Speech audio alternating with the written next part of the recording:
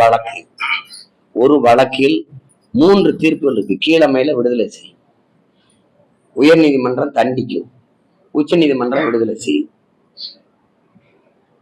உயர் நீதிமன்றம் விடுதலை செஞ்சா உச்ச நீதிமன்றம் தண்டிக்கும்.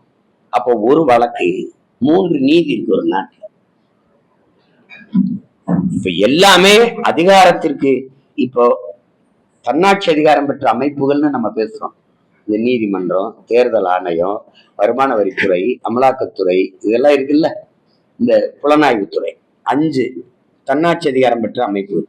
இது ஆட்சியாளர்களுடைய 5 விரல்களா இயங்குது. நீட்டுனா நீட்டும், மடக்குனா மடக்கும். நான் சொன்னா உங்க வீட்டுல ரைடு வரும்.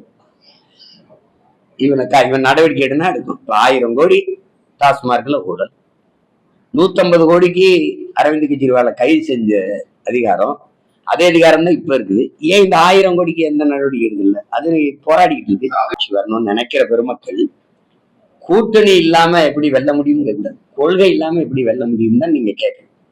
நீங்க கூட்டணி வைங்க, கூட்டணி வைங்க, கூட்டணி வைங்க. கூட்டணி வச்சு வென்று போனவர்கள் சட்டசபைக்குள்ள, பாராளுமன்றத்துக்குள்ள படுற பாட நீங்க பாக்கீங்களா? நான் சுதந்திரமா இவ்வளவு நேரம் பேசிட்டு இருக்கேன்ல, நீங்க கேட்கறதுக்கெல்லாம்.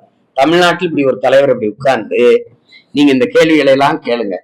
எங்க இந்த இப்படி கொலையா நடக்குதுங்க, எங்க இப்படி 1000 கோடின்னு இந்த கூட்டணி திமுக வச்சிருக்க தலைவர்கள் யாராவது ஒரு பதில் சொல்லிட்டா அப்புறம் நான் கூட்டணி வைக்கிறேன்.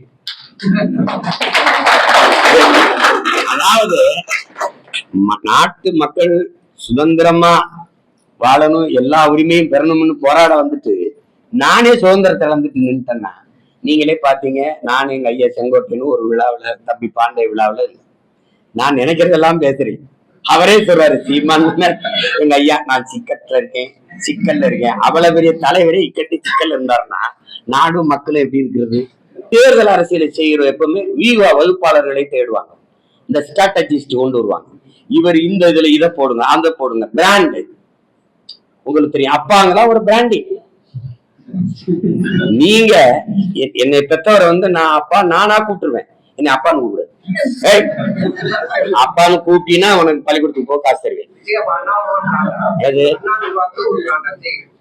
அண்ணான்னு என்ன எல்லாரும் அண்ணான்னு கூப்பிடுறாங்க, அண்ணான்னு கூப்பிடுறாங்க. இப்ப இந்த புள்ள பெரியப்பாங்க இல்ல மாமான்னு சொல்லும், ரொம்ப பெரியவங்க சித்தப்பான்னு சொல்லுவாங்க. என்னை விட பெரியவங்களுடைய பசங்க எல்லாம் அது ஒரு பாசத்துல சொல்றது. ஒரே பிராண்டா அப்படி. இப்ப பெருந்தலைவரை காமராஜர்லாம் என்னவா சொன்னீங்க? இப்ப எங்க பாட்டனா இருக்கார் வஉசி, அவரெல்லாம் என்னவா சொன்னீங்க? நான் தான் பாட்டன்னு சொல்றேன். எங்க தெய்வ திருமணம், எங்க தாத்தா முத்துராமலிங்க தெரு, நான் தான் தாத்தான்னு சொல்றேன். நீங்க எங்களெல்லாம் ஒண்ணும் சொல்ல மாட்டீங்க.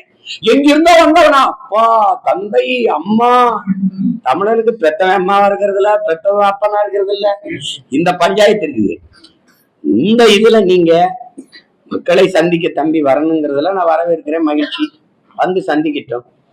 அதுல அவரு ஒரு அரசியலை திட்டமிட்டுறாரு. அவருக்கு சில ஆலோசகர்கள் இருக்கிறாங்க, அவங்க சொல்றதை கேட்டு அவர் இயங்குறாரு. அது அவருடைய இது. நாங்க மக்களை சந்திச்சு மக்களின் பிரச்சனையிலிருந்து வர்றோம்.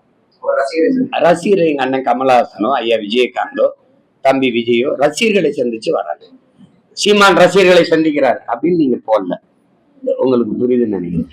இப்ப அண்ணன் கமலஹாசன் அவர்கள் ரசிகர்களை சந்திக்கிறார், ஐயா விஜயகாந்த் தன் ரசிகர்களை சந்திக்கிறார் அப்படின்னா தம்பி விஜய்க்கும் போட்டீங்க ரசிகர்களை சந்திக்கிறார். நான் அந்த அரசியல்களை போக விரும்பல. அது என் தம்பியுடைய சுதந்திரமான முடிவு. அவருடைய பாதை வேற, எங்களுடைய பாதை வேற.